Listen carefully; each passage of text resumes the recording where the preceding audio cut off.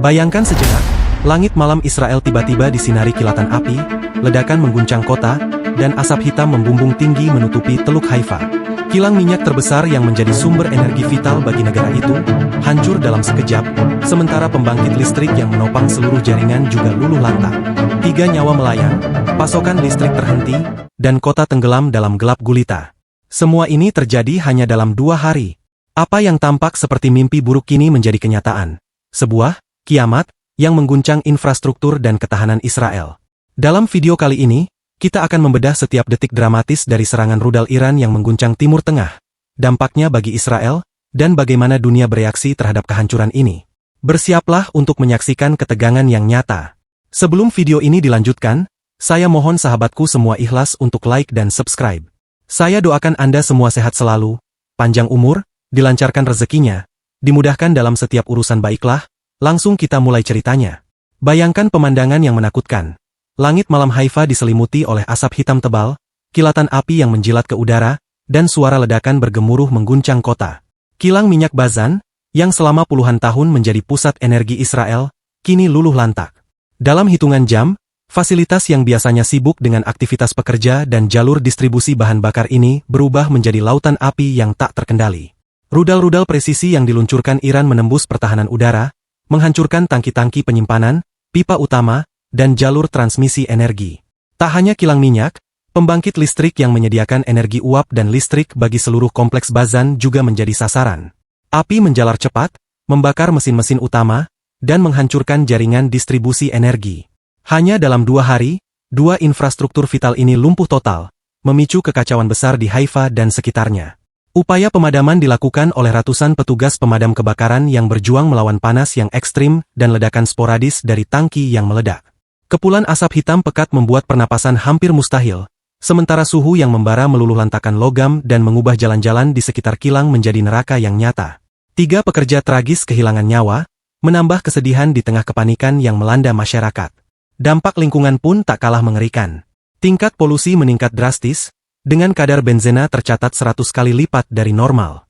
Gas beracun menyebar ke pemukiman terdekat, memaksa evakuasi darurat dan menimbulkan ketakutan akan bencana lingkungan jangka panjang. Penduduk terpaksa menutup jendela, masker menjadi barang wajib, dan seluruh kota merasakan ketegangan luar biasa karena ancaman yang tak terlihat itu. Selain kerusakan fisik dan lingkungan, serangan ini mengguncang mental warga. Listrik padam total, lampu-lampu mati, jalanan gelap gulita, dan komunikasi menjadi terganggu. Suasana kota berubah drastis. Toko-toko tutup mendadak, sirene alarm meraung, dan warga bingung mencari informasi di tengah ketidakpastian. Suara ledakan masih terdengar di kejauhan, mengingatkan bahwa ancaman masih ada. Dunia pun menatap Haifa dengan ketegangan luar biasa. Media internasional menayangkan fotage kebakaran, pejabat PBB mengutuk serangan, dan para analis militer memperingatkan kemungkinan eskalasi konflik yang lebih luas. Israel, negara dengan pertahanan yang biasanya dianggap kuat, kini terlihat rentan, menghadapi krisis energi dan keamanan sekaligus. Dalam 2 hari yang menegangkan ini, satu hal jelas, serangan Iran tidak hanya menghancurkan infrastruktur, tapi juga mengguncang rasa aman dan stabilitas di jantung Timur Tengah. Dan pertanyaannya kini, bagaimana Israel akan bangkit dari kehancuran ini? Bagaimana pemulihan energi akan berlangsung? Semua mata dunia tertuju pada Haifa, sementara api masih menyala, mengingatkan setiap orang akan kekuatan destruktif yang sedang bermain di kawasan ini. Dampak energi dan infrastruktur Israel. Setelah 2 hari serangan rudal yang menghancurkan, Haifa dan sekitarnya berubah menjadi kota yang hampir lumpuh. Kilang minyak Bazan yang biasanya memompa ratusan ribu liter bahan bakar setiap hari kini menjadi reruntuhan panas, sementara pembangkit listrik yang menopang seluruh sistem energi mati total. Tanpa listrik, seluruh jaringan transportasi, komunikasi, dan distribusi energi terganggu. Lampu-lampu kota padam, sistem kontrol lalu lintas berhenti, dan stasiun pompa air tak berfungsi, menciptakan krisis yang meluas dalam hitungan jam. Rumah sakit menjadi pusat drama tersendiri.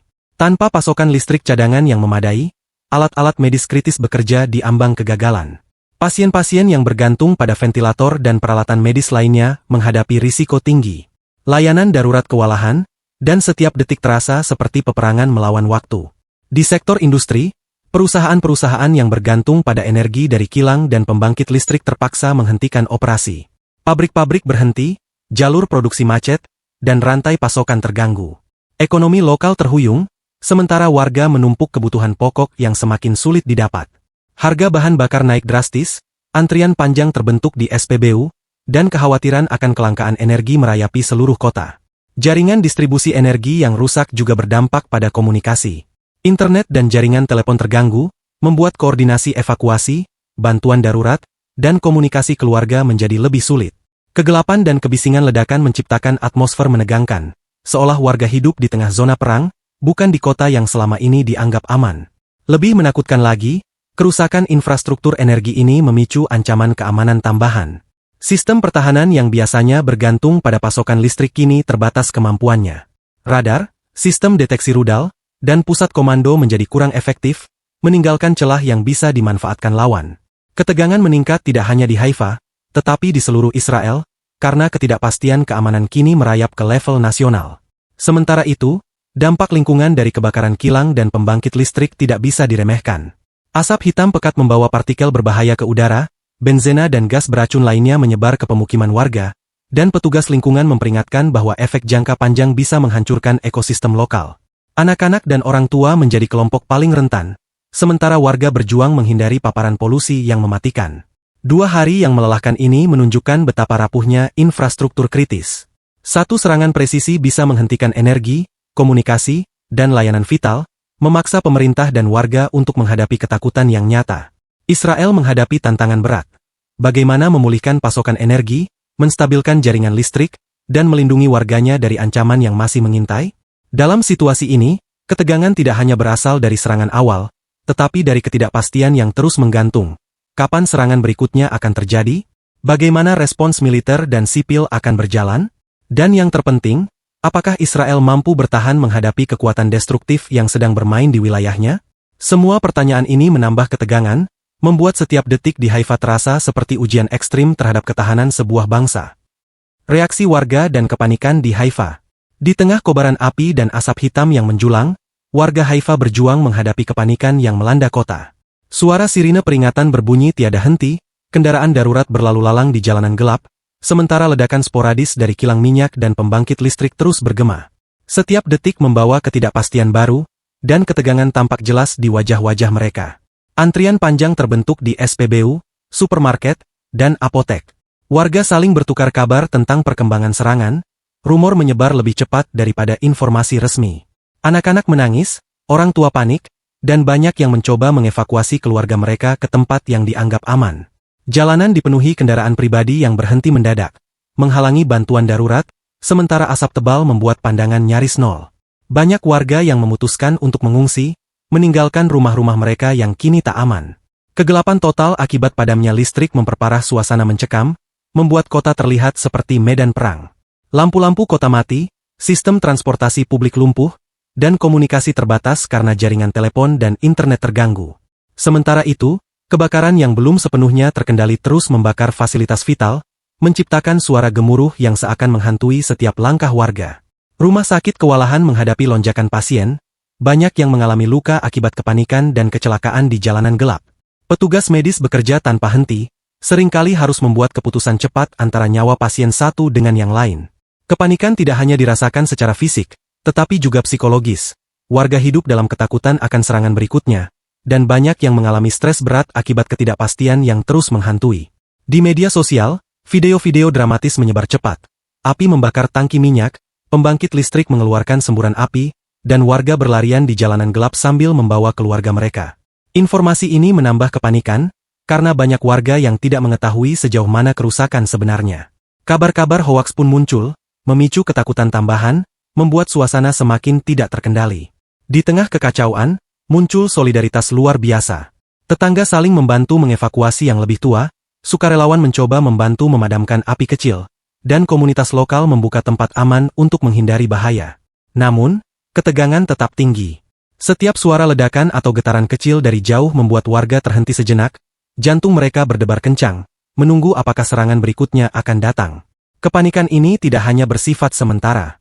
Para psikolog memperingatkan efek jangka panjang dari trauma kolektif ini. Insomnia, stres berat, dan ketakutan kronis bisa menjadi bagian dari kehidupan warga Haifa selama berminggu-minggu bahkan berbulan-bulan ke depan. 2 hari yang terasa seperti kiamat, Ini telah meninggalkan jejak mendalam di hati dan pikiran setiap orang yang berada di kota tersebut. Haifa kini bukan sekadar kota. Ia menjadi simbol ketahanan dan kerentanan. Dari reruntuhan kilang hingga gelapnya jalanan, dari kepanikan warga hingga upaya heroik petugas darurat, cerita ini menunjukkan bagaimana satu serangan presisi bisa mengubah kehidupan sehari-hari menjadi medan perang emosional, fisik, dan psikologis. Dan dunia, yang menatap dari jauh, hanya bisa menyaksikan dengan napas tertahan, menunggu bagaimana kota ini akan bangkit dari kehancuran. Sementara warga Haifa berjuang menghadapi kepanikan dan kehancuran, dunia internasional menyaksikan dengan ketegangan yang memuncak. Media global menayangkan footage dramatis kebakaran kilang minyak dan pembangkit listrik, menyoroti bagaimana Israel, negara dengan pertahanan canggih, tampak rentan menghadapi serangan presisi dari Iran. Para pemimpin dunia bereaksi cepat. PBB mengeluarkan pernyataan resmi yang mengecam serangan ini, menyerukan deeskalasi, dan menekankan pentingnya menjaga stabilitas kawasan.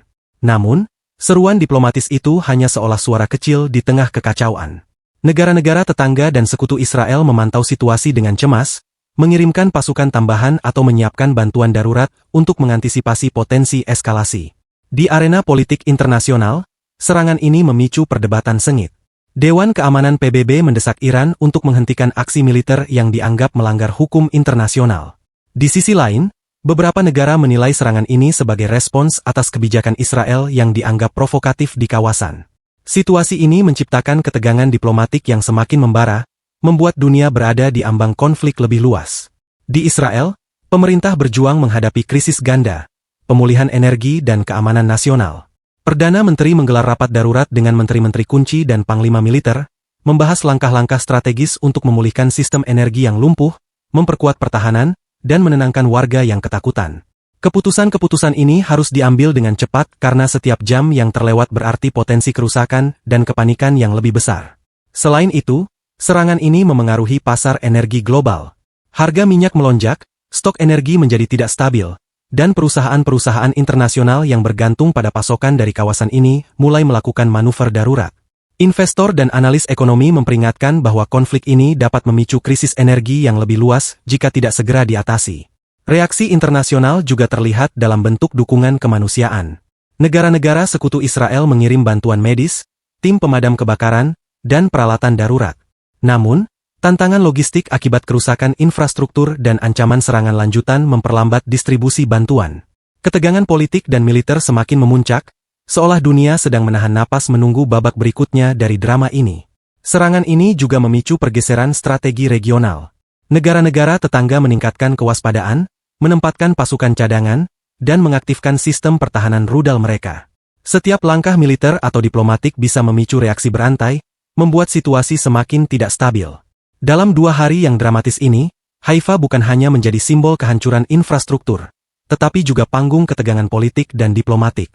Dunia menyaksikan bagaimana satu serangan presisi dapat memengaruhi warga, ekonomi, keamanan, dan politik secara bersamaan. Israel menghadapi dilema kompleks. Bagaimana merespons serangan ini tanpa memperluas konflik, sambil memastikan keamanan dan stabilitas internal tetap terjaga.